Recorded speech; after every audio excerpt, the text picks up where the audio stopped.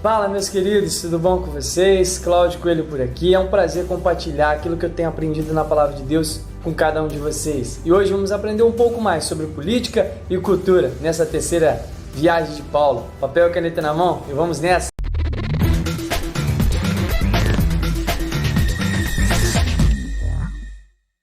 Aplicando corretamente a exegese e a hermenêutica, conseguimos compreender perfeitamente a mensagem que o Senhor quer nos passar através das narrativas e das cartas que os autores inspirados por Deus nos escreveram. Paulo, direcionado pelo Senhor Jesus, ele parte de Antioquia em direção a Éfeso, passando pelas províncias da Galácia, da Frígia e fortalecendo os irmãos, o que fazia parte do seu trabalho missionário como fundador também de igrejas. E no versículo 24 do capítulo 18 do livro de Atos, Lucas escreve sobre um judeu chamado Apolo, nascido na cidade de Alexandria, cidade fundada no ano de 332 anos antes de Cristo, fundada, claro, por Alexandre o Grande. E ali em Alexandria tinha a maior biblioteca do mundo inteiro. Nessa cidade possuía o maior centro de pesquisas do mundo inteiro. Inclusive nessa biblioteca que foi traduzida a Bíblia do hebraico para o grego. Ali eles tinham o objetivo de traduzir todos os livros do mundo inteiro para o grego. Então não é à toa que Lucas começa falando de Apolo, que Apolo era um homem eloquente e muito poderoso nas escrituras. Agora ele fala que Apolo sai de Alexandria e chega em Éfeso. Éfeso que tinha também a segunda maior biblioteca do mundo inteiro e era a quarta cidade mais poderosa do Império Romano. Falando um pouquinho sobre Éfeso, Éfeso foi tomada pelo Império Romano no ano de 129 a.C. E ali também o Império Romano permitiu que a cidade de Éfeso tivesse um governo próprio. Imagina uma cidade ter o seu próprio governo.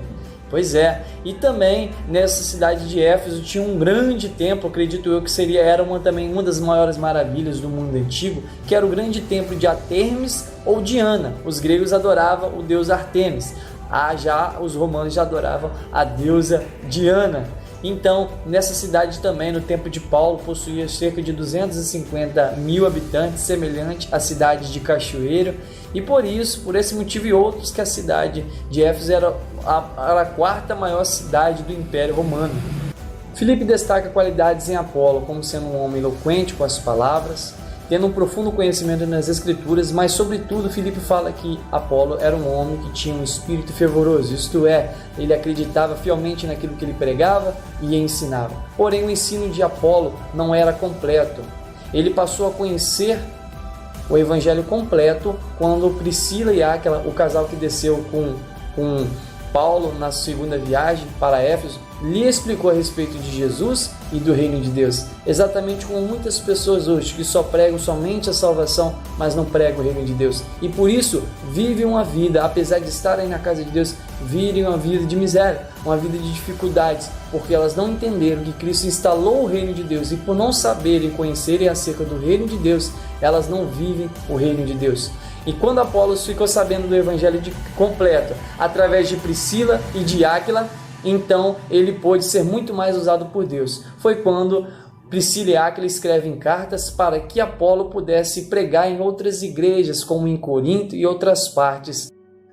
Após Apolo chegar na província de Acaia, Paulo, passando pelas regiões superiores da Ásia, chega então em Éfeso. E antes de pregar nas sinagogas, ele se depara com um grupo de 12 discípulos de João, o qual Paulo pergunta para eles se eles eram batizados no Espírito Santo. Então eles respondem para Paulo que eles nunca ouviram falar nem sequer no Espírito Santo. Então Paulo pacientemente usa as próprias palavras de João, que João havia dito que nele não estava o evangelho completo, mas que depois dele viria alguém que os batizaria com o Espírito Santo. Então Paulo prega para eles a respeito de Cristo e do reino de Deus. Então esse grupo de homens são cheios do Espírito Santo e começam a falar em outras línguas e profetizar. Glória a Deus. E após esse acontecimento, Paulo vai para as sinagogas e prega por um período de 3 meses ousadamente, a tal ponto que impacta não a cidade de Éfeso, mas que também impacta toda a província da Ásia. Então, no final desses 3 meses, alguns judeus começaram a debater com ele. Então, Paulo segue o conselho que ele mesmo deu para Timóteo, a não se envolver em discussões que levam a lugar algum, pois quando a ignorância supera o conhecimento, não há mais o que fazer. Então Paulo se separa desses homens e ele segue o seu plano B, como por exemplo de se instalar em casa de gentios ou de outras pessoas. Foi quando Paulo sai dali da sinagoga e começa a pregar numa escola de um certo tirano, que a Bíblia não fala o nome desse tirano. E por um período de 2 anos, Paulo prega ali a respeito de Jesus, do reino de Deus. E nesse período de 2 anos que Deus ele confirma a palavra que ele prega, usando a Paulo. Deus pelas mãos de Paulo, através dos lenços e aventais de Paulo, que Paulo tirava e dava às pessoas, as pessoas eram curadas. E o nome do Senhor foi grandemente exaltado ali naquele local. Lucas então escreve o último relato de Paulo em Éfeso, dizendo que um grupo de jovens andarilhos que praticavam exorcismo acharam que podia usar o nome de Jesus para usar nos rituais deles para expulsar demônios. O exorcismo nós sabemos muito bem que é algo que pode até incomodar os demônios, mas não expulsa. Jesus ensina o que é que expulsa o demônio ali em Marcos capítulo 9, versículo 14, a oração da fé no nome de Jesus. Então eles vendo alguns discípulos de Paulo tendo sucesso, eles usaram o nome de Jesus para então expulsar o demônio de um homem lá nesta cidade de Éfeso. E quando eles entraram na casa desse homem para expulsar o demônio, então o demônio disse: eu conheço Jesus e sei quem é Paulo, mas vocês quem são? Gente, isso é muito importante. Muitas pessoas estão usando o nome de Jesus por algum interesse, então não vai ter efeito. E outras que usam o nome de Jesus e não crê. Para que o nome de Jesus venha ter efeito na sua oração, você tem que crer no nome de Jesus de coração e você tem que ter um objetivo de não ser exaltado. Mas quando o seu objetivo é exaltar o nome do Senhor, certamente Deus te honra. Que não foi o caso desses jovens. A Bíblia fala que o demônio pulou em cima deles, arrancou a roupa deles, deram a coça neles e eles saíram de lá correndo. E isso criou um temor tão grande naquele povo de Éfeso, que o temor caiu tão grande sobre eles, que todos eles decidiram a queimar os seus livros de ocultismo. Então eles juntaram aquela pilha de livros e decidiram colocar fogo. E o valor daqueles livros nos dias de hoje, aquela pilha de livros que eles tinham, dava equivalente, você pode até pesquisar, dava equivalente a 200 milhões de dólares se fosse nos dias de hoje, só para você ter noção. Então ali, aquele povo, o temor caiu sobre aquela cidade de Éfeso e todos eles passaram a servir e andar com o Senhor Jesus. Então esse foi o último relato de Paulo em Éfeso. Com estes acontecimentos, Éfeso agora estava tomada por cristãos. Na política, no comércio, era uma bênção. Porém, há pessoas que só pensam no seu bolso, que é o caso de Demétrios. Demétrios, que era morador de Éfeso, e ele era ourive, e fabricava e que lucrava com vendas de imagens da deusa Diana em prata, em ouro. Este, percebendo que o seu lucro havia diminuído, então ele fez a cabeça de outros artesãos, dizendo que aquele lucro deles já havia diminuído, porque os discípulos estavam pregando contra as imagens que eles vendiam. Então, se eles não fossem parados, isso iria aumentar e aí o grande templo da deusa Diana iria se fechar e o comércio dali acabar.